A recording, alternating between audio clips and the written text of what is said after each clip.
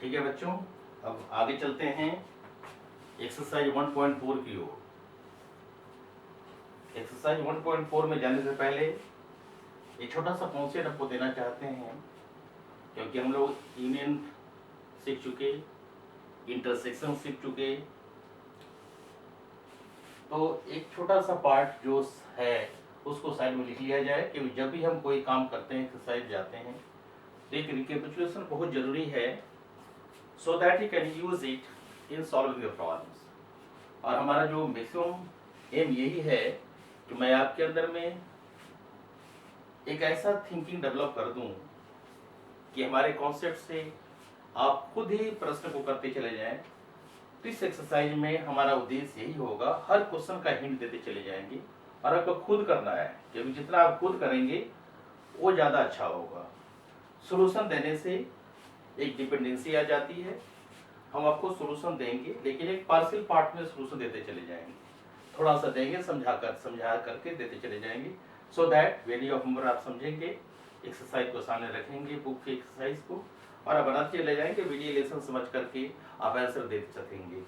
कि कुछ हम करते हैं, कुछ आप करेंगे, कुल मिलाकर के आप देखेंगे कि आप खुद ही अपने आप अच्छे से करने लगते हैं। हमारा उद्देश्य यही है। तो प्यारे बच्चों, पहले हम फॉर्मूला की जो सीखे उसको लिख लेते हैं। पहला हम लोग देखा यूनियन, तो ए यूनियन बी में हम लोगों ने देखा कि एक से एक एलिमेंट ऐसा होगा जो एक्स में भी होगा, ए में भी होगा या बी में होगा। ए यूनियन का डिफिनेशन हुआ। उस तरह से इंटरसेक्शन का भी डिफिनेशन है। ए इंटरसेक्शन बी का मतलब हुआ X such that X belongs to A and X belongs to B, दोनों में ए बिलोंग करता है। तीसरा डिफिनेशन हमारा डिफरेंस का है, ए डिफरेंस बी इस तरह से होता है कि एक ऐसा एलिमेंट है जो ए में है लेकिन वो बी में नहीं होगा, but A does not belongs to B. ये हम लोगों ने सीखा है। एक एडिशनल पार्ट हम आपको बताना चाहते हैं, इन केस यदि ए और बी का इंटरसेक्शन हमारा नल सेट है, यदि दो सेट ए और बी का इंटरसेक्शन नल सेट होता है, तो आप तुरंत कहेंगे कि हमारा सेट डिसजॉइंट हो जाता है। हमारा set then set A and B are disjoint. इस चीज को आप ध्यान रखेंगे। और अब चलते हैं एक्सरसाइज की ओर, मूव करते हैं क्वेश्चन वाइज। यहां जैसा लास्ट में बताया कि दो सेट डिसजॉइंट तब होंगे जब दोनों ही सेट का इंटरसेक्शन नल सेट होगा। तो हमको लग रहा है कि आप साइड में इसको रख करके देखते चले जाएंगे, आप प्रॉब्लम को करते चले जाएंगे, आप हर प्रश्न का उत्तर सही ढंग से करेंगे। तो एक्सरसाइज 1.4 का पहला क्वेश्चन देखा जाए। इस क्वेश्चन में कहा गया है कि find the union of the following pair of sets. पहला एलिमेंट हमारा है सेट एक्स का, एक्स 1 3 5 है, और दूसरा सेट वाई है जिसमें कहा गया है 1 2 3 है। अब आप यूनियन निकालने के लिए जो नॉलेज है, जो एग्जाम्पल हम दिए हैं, उस एग्जाम्पल के सहारे आप कर सकते हैं कि इसमें यूनियन होगा x union y is equal to set of all elements of x 1 3 5 and those of y which are not in that. So यहाँ 1 है, यहाँ भी 1 है, लिख दिया 3, लिख दिया 5, लिख दिया, यहाँ 2 एक एक्स्ट्रा है तो 2 को आप डाल देंगे। इस तरह से हमारा यूनियन हो जाएगा। उसी तरह से सेकेंड क्वेश्चन में है, सेकेंड में वही कहा गया है कि पहले सेट में ए ई आई ओ यू है और दूसरे सेट में ABC है, तो आप दोनों का यूनियन लेंगे तो आपको बन जाएगा A B C। उसके बाद जो रिमेनिंग एलिमेंट हैं E I O U सभी A यूनियन B में आ जाएंगे। हमको लग रहा है आप कर लेंगे, हम वो करने की आवश्यकता नहीं है। थर्ड में भी उसी तरह से है, थर्ड पर आप विचार करें। इसमें कहा गया है कि एक natural number and multiple of 3। जहां डिफिकल्टी होगा उसको हम जरूर एक्सप्लेन करेंगे। तो यहाँ थर्ड में लैंग्वेज फॉर्म में है, तो इसको थोड़ा सा हम समझाना चाह रहे हैं आपको कि ये सेट के बारे में है, एक सच that x is natural number and multiple of 3। तो आप तुरंत इसको समझ लें कि क्या कहना चाहता है। ये कह रहा है कि x एक ऐसा वेरिएबल है जो नेचुरल नंबर है और मल्टीपल ऑफ 3 है। तो 3 का मल्टीपल में जैसा आपको बताया है 3n, n हमारा एक इंटीजर है, क्योंकि 3 का मल्टीपल कह रहा है तो आप इंटीजर में करके आप सीधे नेचुरल में डाल दीजिए। 3 का मल्टीपल 3, 1 जा 3, 3 2 जा 6, 3 3 जा 6, 3 3 जा 9, सॉरी 3 3 जा 9, 3 4 जा 12, so on and so forth। इस तरह से 3 का मल्टीपल है। दूसरा सेट बी है, ये सेट ए के बारे में डिस्कस किया गया। सेट बी के बारे में कहा गया है कि एक नेचुरल नंबर है जो लेस देन 6 है। इसमें आप देखेंगे लेस देन 6 में कौन कौन आया जाएगा, तो 1 2 3 4 और 5 नेचुरल नंबर है और 6 से कम है। तो आप दोनों को देखें कि यूनियन निकालना आपको है। तो यूनियन में आप समझ रहे हैं कि ये 3 का मल्टीपल है, यानी 3 6 9 so on and so forth चलता जाएगा। चूंकि आप यूनियन निकालने जा रहे हैं तो आप तुरंत कह देंगे कि 1 2 3 4 5 चूंकि कम एलिमेंट है ये तो पूरा आप लिख ही दीजिए। फिर मल्टीपल ऑफ 3 जो लिखना है उसको लिखते चले जाइए। तो क्या 3 तो यहाँ है ही पहले से, दूसरा 6 होगा, फिर 9, ऐसे बढ़ते चले जाए आप। तो ये दोनों यूनियन भी निकाल सकते हैं। फोर्थ का कॉन्सेप्ट है जिसे पूछा गया है, x एक नेचुरल नंबर है और x less than equal to 6 है और x 1 से बड़ा है, यानी कॉन्सेप्ट क्या है, 1 less than x less than equal to 6। इसका मतलब हुआ कि x लाई करता है 1 से 6 के बीच में। यानी आप इसको लिखना चाहेंगे तो सेट इस तरह से बनेगा 2 3 4 5 6। इस तरह से हम आपको हिंट दे रहे हैं, इस हिंट से आप समझ लेंगे।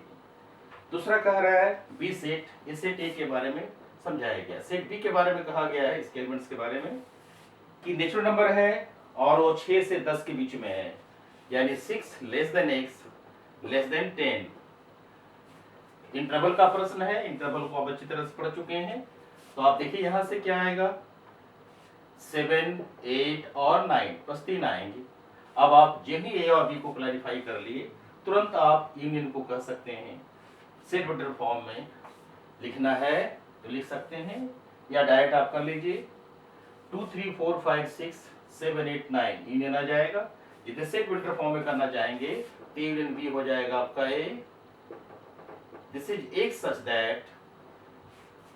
that x is natural number, x belongs to n and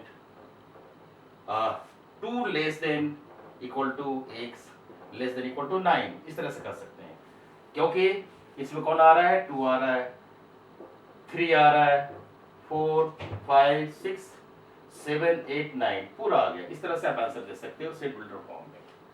ये सब हिंट है। अब आप 5 की ओर चलें। 5 में देखेंगे पहला सेट ए है, 1 2 3 एलिमेंट है, और सेट बी है 5। तो दोनों का जब यूनियन लेंगे तो ऑटोमेटिकली सेट ए ही होगा। तो यहाँ ज्यादा डिस्कस की आवश्यकता नहीं है, डिस्कशन की आवश्यकता नहीं है। अब क्वेश्चन नंबर 2 की ओर चलेंगे। इन छोटे छोटे हिंट से आप जितना बनाएंगे उतना बनता चला जाएगा, और जो ही बनेगा आपके अंदर एक उत्साह होगा आएगा कि नहीं अब आप सीख रहे हैं। क्वेश्चन नंबर 2 की ओर मूव कीजिए। क्वेश्चन 2 में कह रहा है, ये लॉजिकल प्रश्न है कि सेट ए दिया हुआ है, सेट बी दिया हुआ है, क्या ए बी का सबसेट है।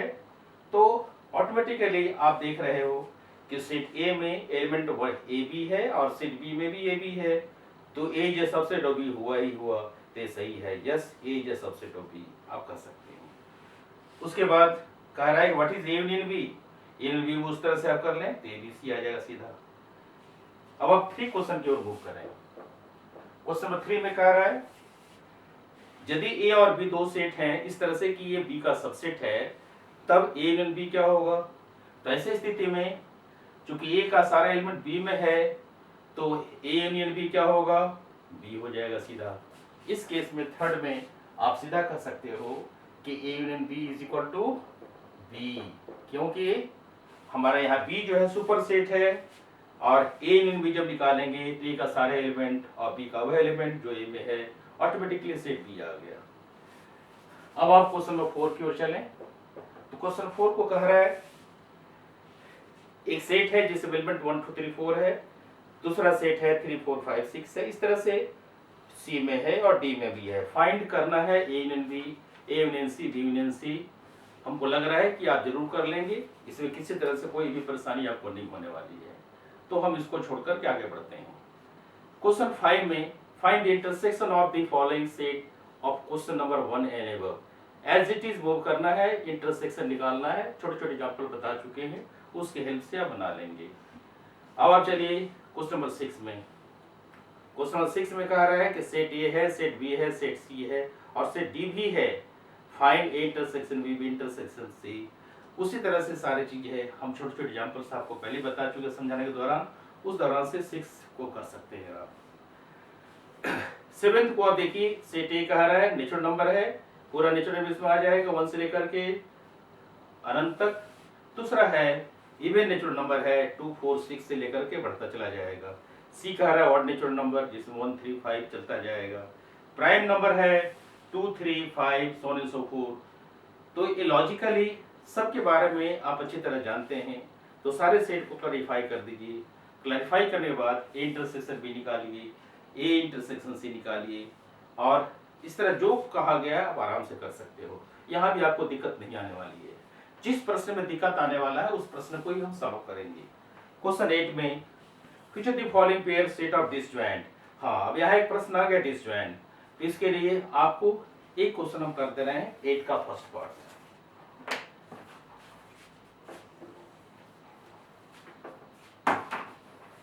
क्वेश्चन नंबर 8 का फर्स्ट पार्ट, इसमें कह रहा है which of the following pair of sets are disjoint.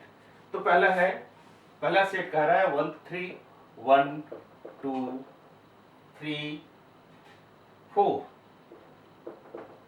और दूसरा सेट है एक सच दैट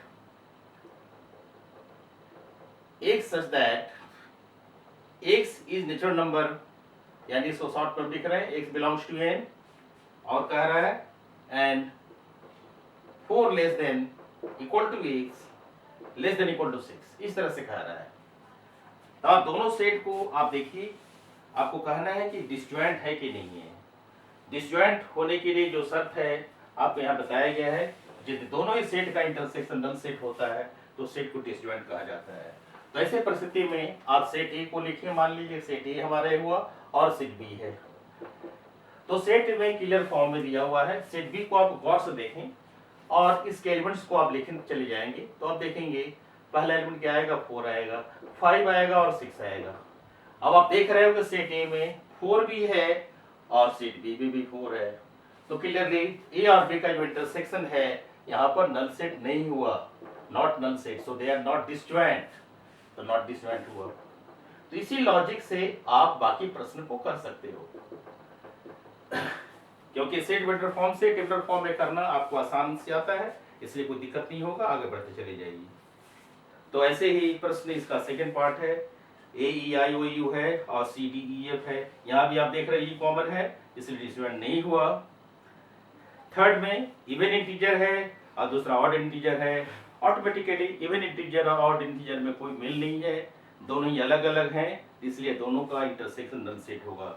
सो इसलिए 8 का जो तीसरा पार्ट है ये डिसजॉइंट है। इस तरह से 9 में कह रहा है set A B C D दिया हुआ है, find A minus B. Clearly एक सवाल को हम कर लेते हैं, 9 का फर्स्ट एक सवाल करेंगे आपके लिए। पहला है ए माइनस बी। ए माइनस बी का जो कॉन्सेप्ट है आप अच्छी तरह से जानते हो कि elements of A which are not in B, A का एलिमेंट जो बी में नहीं है। अब आप देखिए कि कौन सा एलिमेंट ए में है जो बी में नहीं है, तो आप देखिए यहाँ से सेट ए में 3 6 9 12 15 18 21 है और बी में 4 8 12 16 20 है। तो आप देखिए 3 ए में है लेकिन बी में नहीं है, तो पहला तो एलिमेंट इसमें 3 आ जाएगा। उसके बाद 4 को देखिए, 6 है ए में, दूसरे में 6 नहीं है तो 6 भी आ जाएगा। फिर चलिए 9 यहाँ है, 9 यहाँ नहीं है बी में, इसलिए 9 भी आ जाएगा। अब आप चलें 12 यहाँ है और यहाँ भी है, इसलिए इसको नहीं लिखना है। यहाँ 15 है, वहाँ 15 नहीं है, तो आप 15 लिखेंगे। उस तरह से 18 यहाँ है, 18 वहाँ नहीं है, तो 18 लिखिए आप। उसके बाद 21 यहाँ है, 21 वहाँ नहीं है, तो आप यहाँ पर 21 में लिखिए। इस तरह से इस लॉजिक को देख करके जिस तर्क से हम a माइनस बी निकाले हैं, उसी तर्क का यूज आप डिफरेंस के लिए निकाल सकते हो। यानी a का वह एलिमेंट जो b में नहीं है, वही a माइनस बी में आएगा। इसी लॉजिक को लेकर के बाकी प्रश्न का उत्तर करेंगे। हम समझते हैं कि आप करने में सक्षम हो जाएंगे। हमारा अनुभव रहा है कि बच्चे बड़े प्यार से कर लेते हैं, इसमें कोई दिक्कत नहीं आती है, और आशा है कि आप भी इसको अच्छी तरह से करेंगे। क्वेश्चन नंबर 10 में कह रहा है एक से एक सेट है जिसमें element A B C D है, और वाई दूसरा सेट है जिसके एलिमेंट एक बी टी जी है। Find X minus Y. ठीक उसी तरह से जैसा पहले आपको बताया था, उसी को फॉलो करके आप 9, 10 को बना सकते हो। क्वेश्चन 11 कह रहा है कि R जो है सेट ऑफ रियल नंबर है, Q set of rational number है। ये what is R minus Q? Set of real number में सेट ऑफ रेशनल नंबर को हटा देंगे तो क्या बचेगा? आप बेस्ट तरह जानते हो, सेट ऑफ इरेशनल नंबर बचेगा, इरेशनल नंबर। क्योंकि रियल नंबर सारे रेशनल नंबर रियल नंबर होते हैं, लेकिन रेशनल नंबर का रियल नंबर का मेंबर हमारा इरेशनल नंबर भी है जो रेशनल नहीं होता है। तो इसलिए डिफरेंस R माइनस Q क्या होगा? Set of irrational numbers. उस तरह से आप 12 में चले जाएं। क्वेश्चन नंबर 12 में आ जाएं। 12 कह रहा है state whether the following statement are true और फॉल्स। दोनों सेट को देखते हुए आप पता लगाने कि दोनों में कॉमन है क्या। यदि कॉमन है तो डिसजॉइंट नहीं होगा, यदि कॉमन नहीं है तो डिसजॉइंट हो जाएगा। जैसे पहला ही है 12 का फर्स्ट में 2 3 4 5, यहाँ 3 कॉमन है, डिसजॉइंट नहीं हुआ। दूसरा ए ई आई ओ यू है, यहाँ भी कॉमन है, डिसजॉइंट नहीं हुआ। थर्ड में 2 4 6 2 6 10 14 है, यहाँ 3 6 सभी ऑड फिगर हैं, तो दोनों में कोई मेल नहीं है, तो थर्ड डिसजॉइंट हो गया। फोर्थ में उसी तरह से ए डिसजॉइंट हो गया। तो हम समझते हैं कि ये प्रश्न एक्सरसाइज आपके लिए बड़ा आसान साबित होगा नॉलेज को चेक करने के लिए। तो प्यारे बच्चों, आज एक्सरसाइज खत्म हो गए। अब हम आगे एक्सरसाइज में आगे टॉपिक में डिस्कस करेंगे complement of set and everything. Thank you.